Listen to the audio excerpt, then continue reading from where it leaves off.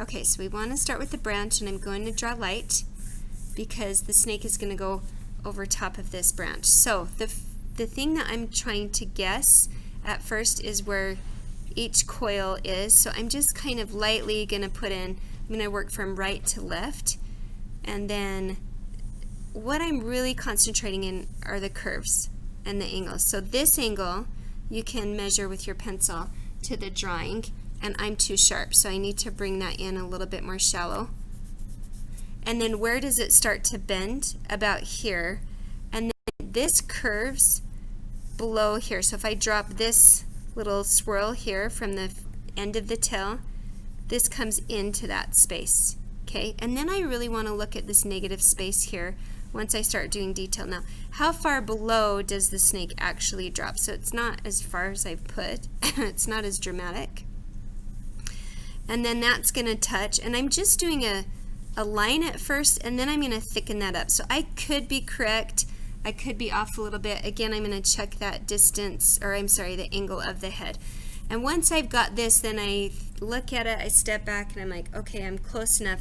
Then I'm going to start adding that thick part of the body of the snake. And then I want to pay attention, where is it thick, where is it thin? That's very important. And if it looks exactly like it, bravo. If it looks close, I am totally fine with that, because this is just a sketch study to see if you can get these angles and curves to mimic what's been drawn previously, not to make it exact. Okay, now this part, we'll worry about this curve in the underside of the snake in a minute. What we're doing is just getting the outside shape as close as we can. And this needs to come closer because I'm looking at the distance between the two tails. Okay. And I'm going to erase that guiding line that I started with as I go because it's confusing me a little bit.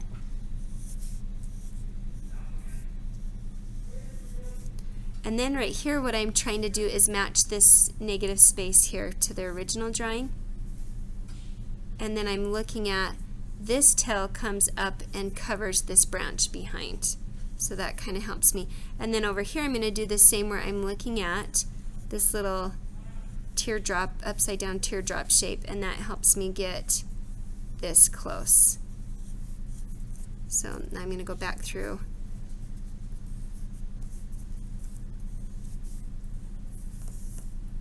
And then again, same thing, try and get this teardrop shape. Now this part, this front part of the snake, barely touches the branch. And then I'm to the head. So you can see I was off quite a bit. So that's why it's good to draw light and get that as close as I can.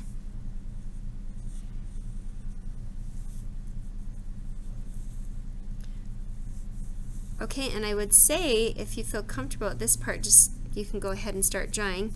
I'm just going to start going into detail now.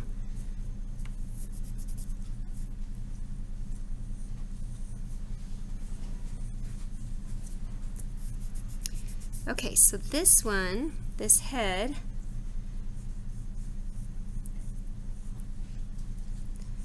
I'm just trying to get this top ridge close. And then where their eyes would be, and they're angled, except for my angle's way too sharp, so we're going to adjust that.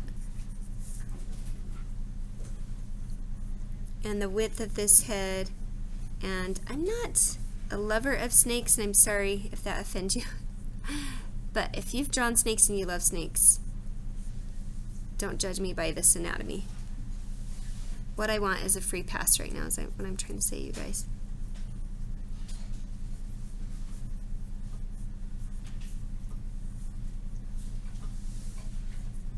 Okay, close enough. Don't worry about going too detailed with the eyes.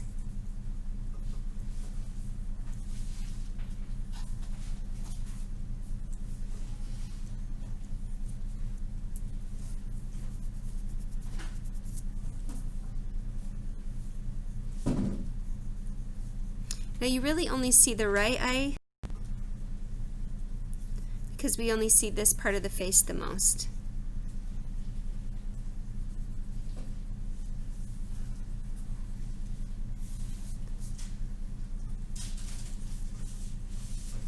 And then I drew a definite line, and that doesn't exist, so go back and kind of that to get rid of that. Now I'm just going to go back through real quick, and I'm going to add the curves where you can see the under part comes up, and you can, just to indicate that that's there, you can make your line work a little bit darker, and then I just draw downward lines to show that that's the underside.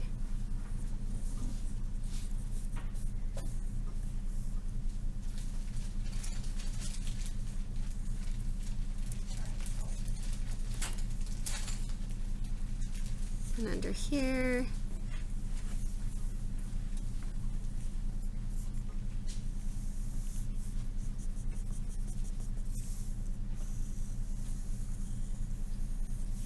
Anytime I have these wispy sketches where I'm trying to get proportions right, I go back through and make my line work a little bit stronger so it makes more sense in the end.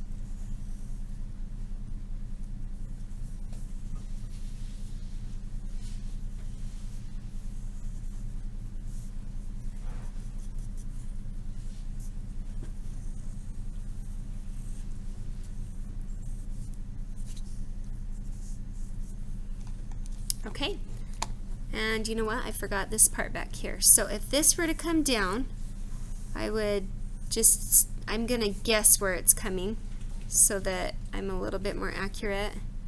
And it actually comes over here.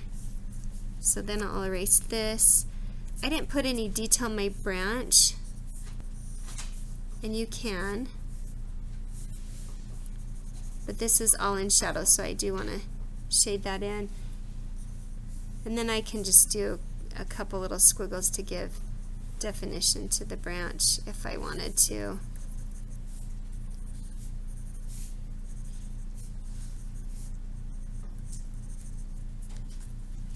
Okay, now we're done.